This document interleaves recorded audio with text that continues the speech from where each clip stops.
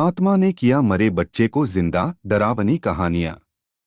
यह घटना सन 1958 में घटित हुई थी। उस समय में चिकित्सा सुविधा बहुत ही कमजोर हुआ करती थी। यूपी के मुजफ्फरनगर के रसूलपुर गांव में एक चौधरी गिरधर सिंह नाम का एक आदमी रहा करता था। उसके एक 3 साल का बच्चा था। उसे चेचक हो गया और काफी इलाज करने के बाद भी वो जिंदा नहीं बच सका। रात में उसकी मौत होने से सुबह उसके अंतिम संस्कार करने का निर्णय किया। उसी रात को मुजफ्फरनगर के एक दूसरे गांव में शोभाराम नाम के एक आदमी की बैलगाड़ी के पहिए के नीचे आ जाने से मौत हो गई। उसको अस्पताल ले जाते वक्त रास्ते में ही उसकी मौत हो गई। मृतक के घरवालों ने उसका दाह संस्कार कर दिया।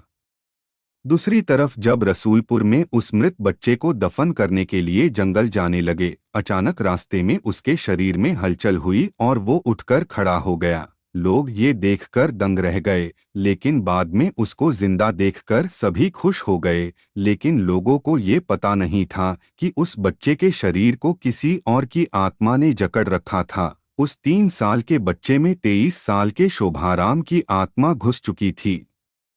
वो अलग जगह पर आकर बहुत परेशान हो रहा था और खाना खाने से मना कर रहा था, लेकिन बड़ी मुश्किल से समझाकर उसको खाने के लिए राजी किया। एक दिन वो बच्चा अपनी माँ के साथ उसके ननिहाल जा रहा था कि अचानक रास्ते में वो जगह आई जहाँ शोभाराम की मौत हुई थी। उस बच्चे ने इशारा करके बताया कि ये रास्ता उसके गांव की ओर जाता है। उसकी माँ उसकी बातों को अनसुना कर उसके ननिहाल चली गई। उसके ननिहाल में आत्माराम के गांव का एक आदमी जगन्नाथ किसी काम से आया। आत्माराम की आत्मा ने उसको पहचानकर उसे आवाज लगाई। जगन्नाथ को बच्चे के मुंह से अपना नाम सुनकर अचंभा हुआ। जगन्नाथ के पूछने पर उस बच्चे ने उसका पूरा इतिहास बता दिया और बोला कि मेरी मौत से पहले ही तुम लोगों ने मुझे जला दिया और इस बच्चे के खाली शरीर को देखकर इसमें रहने लग गया। जब जगन्नाथ ने ये बात अपने गांव में बताई तो उसके पूरे परिवार के आत्माराम से मिलने चल दिए। उस बच्चे ने सबको पहचान लिया और वो उनके साथ उसके गांव चल दिया और उसने वापस रसलपुर आने से मना कर दिया, लेकिन लोगों के समझाने पर मान गया। इस तरह वो दो परिवारों को साथ लेकर चलता रहा।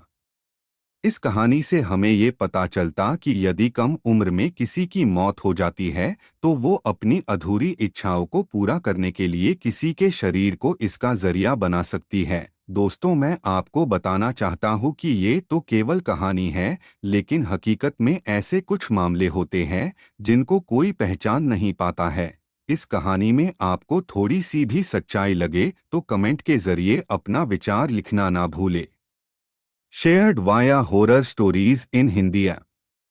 http://onalink.to/for NAPUY